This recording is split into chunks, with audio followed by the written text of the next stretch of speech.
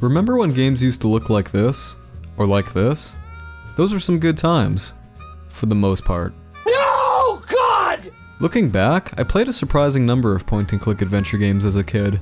Many of them were pretty great, and I still have fond memories of experiencing them for the first time. But many of them were also... But there was one in particular that I remember especially fondly. You know the one. It's set on an island, you explore a bunch of deserted places, collect scraps of paper to free some captured characters. It's called Darkfall. The island it's set on is called Great Britain. I first played Darkfall when I was 7 or 8, and for an obscure Myst clone, I remember liking it a lot. It basically has the same gameplay, except you're in an abandoned train station / hotel full of spooky ghosts. Sounds interesting, right? But human memory can be deceiving at times. And as with any game I hold in high regard but haven't played in over a decade, I became curious about how well it actually holds up. So, does Darkfall belong in the pretty great pile, or the other one? Turns out the answer is... But there's more to it than that. Let's start from the beginning. Darkfall is a horror-themed point-and-click adventure game, released for Windows in 2003. It was created by XXV Productions, a small UK company. Except, that company is actually just one person, by the name of Jonathan Boakes, who designed the game in his spare time while working as a chef. As far as I understand, he did everything short of the music and voice acting. That includes all the 3D modeling and texturing for the environments. That's pretty impressive for just one guy with a day job. Anyway, this came out 16 years ago, so naturally, I was expecting to have to jump through some hoops to get it working on a modern computer. At worst, I thought I would need to hunt for a copy on eBay and try to make it run on a virtual machine, but no. Turns out the game was re-released on Steam in 2013. Aside from a couple minor issues, it runs perfectly on Windows 10. That's a pleasant surprise. This also gives us a chance to delve into the game's marketing a bit. Let's start with the store page description. This Myst-style horror game will bring fear into your heart. From the very beginning, you are exposed to an overwhelming but invisible ghost presence. Strange calls, footsteps, voices from nowhere. In order to help your brethren survive, you will need to solve the mystery of this abandoned... Wait, it just cuts off. Where's the rest of it? Okay. Anyway, this is supposed to be a horror point-and-click adventure. Or at least, that's what all the marketing and reviews will have you believe. The game is best played in a dark room with your speakers turned up. Unless you're scared, of course. Packed with some of the scariest moments I've experienced in my gaming life. I've never heard of this reviewer in my life. Oh, that's why. So this game sounds pretty intense so far. How scary is it?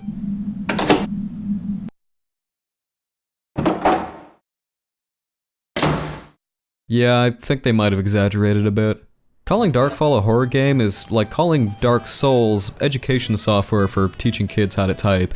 The scares come in the form of supernatural encounters and strange noises that seem to trigger at complete random, but it all feels really gimmicky.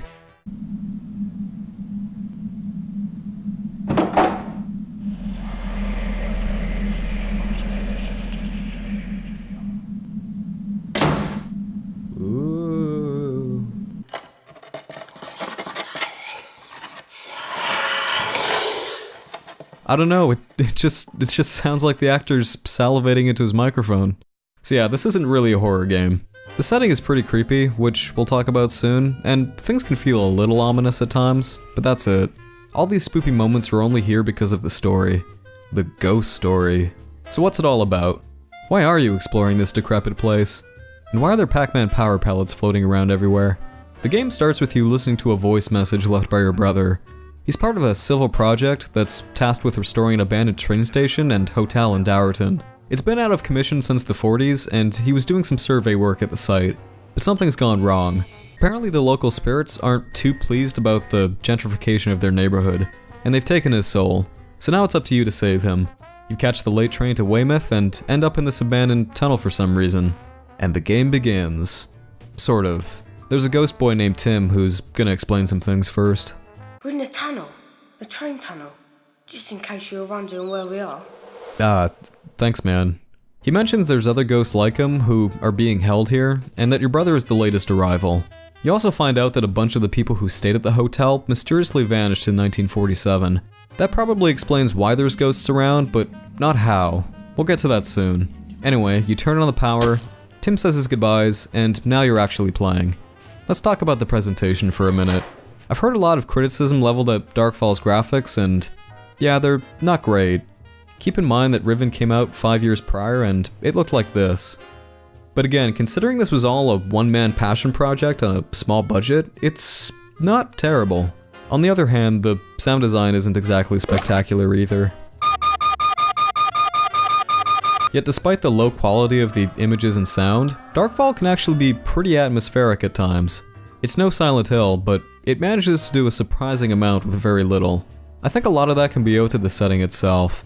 Apparently Boakes was inspired to make the game after exploring a real abandoned train station for himself. He wanted to capture that same state of rot and decay, and to recreate the foreboding experience of wandering through it. And to some extent, I think he succeeded.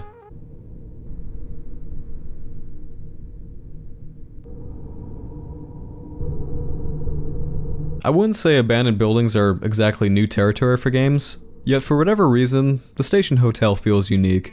So back to the game. Darkfall doesn't offer much in the way of guidance, but at some point you'll probably start discovering strange symbols hidden around the station and hotel. Larsis? Cars? You should probably dust off your adventure game notebook if you haven't already, because there's a lot of these, and finding them all is the main goal of the game. If you found the lantern already, you can explore a barn on the other side of the tracks. There's a conspicuous looking trapdoor in the ground, and upon entering it, you'll find this. See this fan art of Shadow the Hedgehog? That's what kidnapped your brother, along with all the other people who disappeared. It's called the Darkfall. It's basically an ancient evil spirit that the hotel is built on top of. And these 12 weird symbols are the only way to banish it back to the cursed place it came from. So that's the gist of the story. We'll talk about it more later, but for now, it's finally time to delve into the meat of this game, the puzzles. And we really need to talk about these puzzles. As I said, your primary directive here is finding these symbols, or more specifically, you're finding the names of these symbols and matching them to the correct ones. Each symbol name pair is called a lyric, and you need all 12 to finish the game. That's where the puzzles come in. Most of these lyrics are hidden in locked containers or tucked away in some secret place. Many of them were also in the possession of the hotel's previous occupants. That's because, as you later find out, the hotel's original owner discovered the Darkfall 60 years ago, way before anyone else. He tried banishing it himself, but ultimately failed, but not before entrusting each of the lyrics to the staff and guests, for some reason. So you can find most of these in the rooms of the people who stayed at the station hotel, before the Darkfall gobbled them up.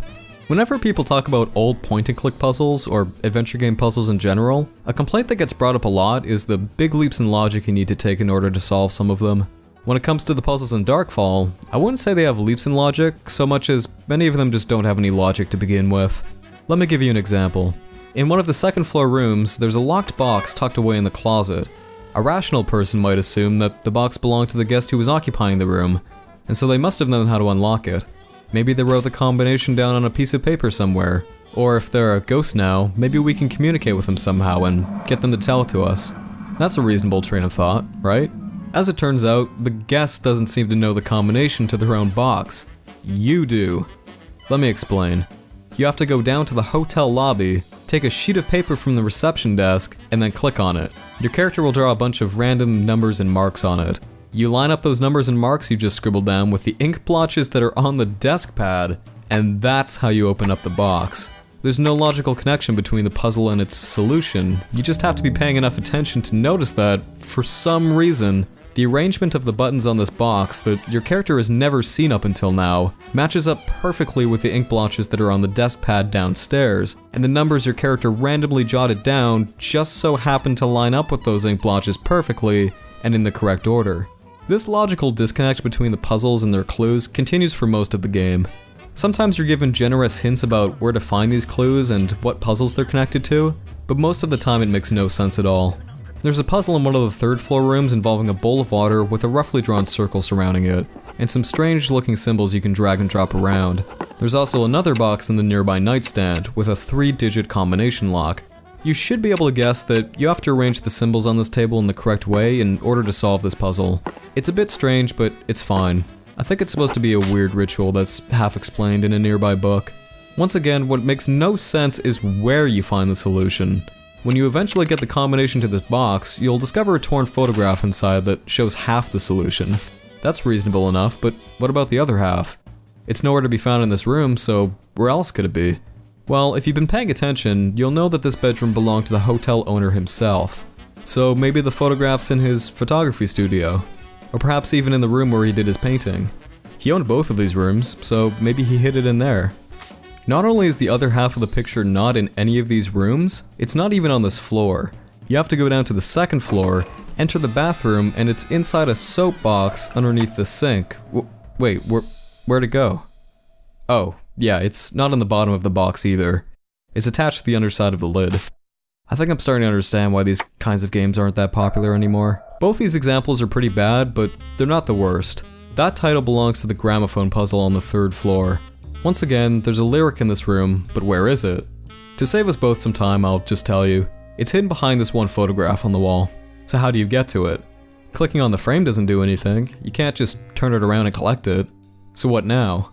The solution is to fire up the nearby gramophone, move the needle to a specific song, make sure the volume is cranked all the way up, then turn back to face the wall the photograph was hanging on. Only then does it fall off the wall and allow you to access the back panel. This is bad enough on its own, but it's made even worse by the fact that there's another picture frame in the room literally across the hallway that you can just click on to turn around. I think you get the point by now. Solutions are often hidden in arbitrary and even downright obscure locations, completely unrelated to where the puzzle itself is, and so the game starts to feel like an irritating scavenger hunt. You really have to pay attention to find some of these clues, and even then it's easy to miss stuff, since there's just so much to sift through. On top of that, the game likes to throw red herrings at you sometimes. West by north, 3, 19 miles, 1027, rising slowly. This sounds like it could be important for a puzzle, but it's not. It's just there to confuse you. So for a game that's mainly about solving puzzles, most of them aren't very good. The rest are just okay. There's one where you find a scrap of paper in someone's room with some sheet music on it, and you have to play it on a piano downstairs to collect another lyric. It's nothing amazing, but at least it's pretty straightforward. There's also a handful of puzzles that are fairly easy to solve, but are just really unsatisfying. Take the suitcase in the attic. It's locked, and you have to use your trusty screwdriver to pick it open. Except, you aren't told how to do that. And as far as I know, there's no written solution for you to find. You just fumble around with the screwdriver until it opens. That's all there is to it. It might take you 1 minute, it might take you 10. You just awkwardly click around until it works.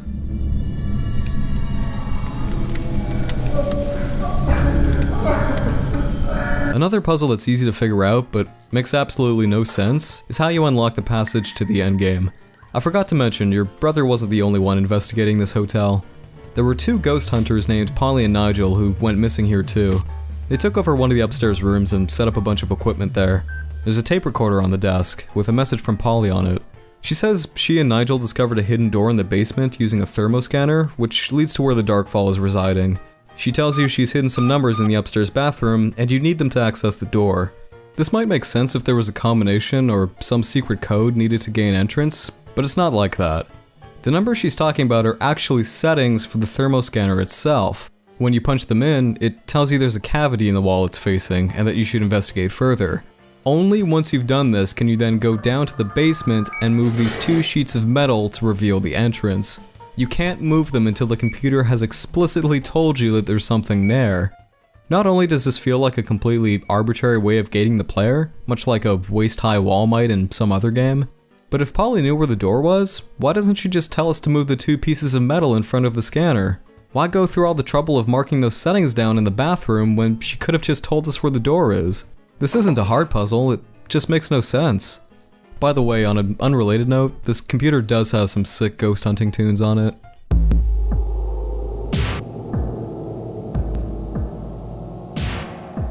This music probably wouldn't feel that out of place in System Shock 2.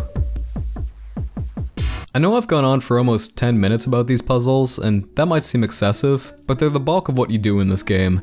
There really isn't much else except the story, and it's decent. Or at the very least, it's a whole lot more interesting than the stuff you have to do to uncover it. The backstory of the disappearances and of the hotel owner is surprisingly fleshed out, and there's enough of it spread throughout the game that piecing it all together feels genuinely satisfying. On top of that, you have the story of Polly and Nigel and how they uncover the secrets of the hotel and the Darkfall for themselves. These two distinct time periods in which the story takes place parallel each other in some pretty interesting ways. My favorite example of this working well happens when you discover the dark room downstairs. You realize that the same way Polly and Nigel were using remote cameras to hunt ghosts, the hotel owner did the same thing 60 years prior, except he used a film camera to do it and developed the negatives himself. It's a nice detail. What's disappointing about the story, however, is how it's told. A lot of older point-and-click games tell their plot mostly through notes and characters' journals, and Darkfall is no exception. In fact, I would say it's the epitome of that style of storytelling. You do a lot of reading in this game, to the point where I start to question if this story actually gains anything by being told in a video game. It could have been just as effectively told as a short story, and as a matter of fact, it was a standalone story before it got turned into a game. I might feel differently if the puzzles were integrated into the story better, but they're not. They're there for the sake of being there, and contribute nothing of substance to the narrative. That's a bit of a shame considering that this kind of setting seems like it would have a lot of potential for environmental storytelling.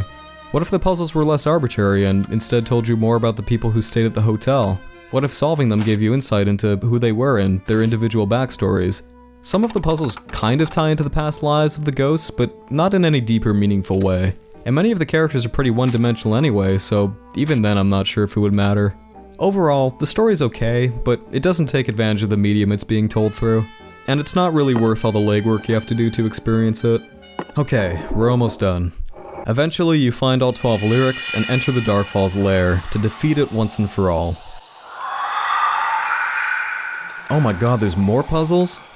Right, you have to solve 3 trials on your way there, and they're fine. I've talked about the puzzles enough already, let's just move on. You finally reach the inner sanctum, and in one of the most anticlimactic ways you can imagine, seal the Darkfall away using the 12 lyrics. This game has spent so much time hyping this thing up. So much has been written about how insidious and unstoppably powerful it is, an absolute evil far beyond faith or reason.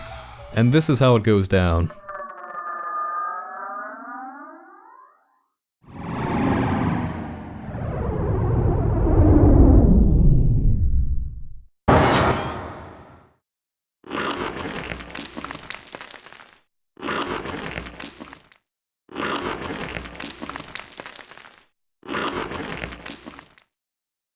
Yeah. The game ends the same way it began, with you listening to the voice message left by your brother, except there's no danger to speak of. All evidence of the Darkfall is wiped from history, and everything returns to normal, as if nothing ever happened. The end. So, that's Darkfall. It's a Myst clone through and through, but not in the best ways. The whole thing feels like a love letter to point-and-click games, and yet it doesn't deliver on the elements that made good point-and-clicks appealing in the first place. Where Myst had cool environments to explore and mostly sensible puzzle design, Darkfall is just confusing, and has way less in the way of interesting sightseeing. It also doesn't deliver on the scary experience it promises to be. That being said, I still think it's commendable as a fan project, and a good example of what can happen when someone who's this driven decides to just make a game inspired by their favorite thing. Thanks for watching. This is only the second video like this I've done in a long time, so I'm still getting used to the format. A lot of people seem to like the last one though, so I'll probably keep making more. I haven't decided what the next video will be on, but it won't be another point-and-click game. I think I've had enough of those for a while.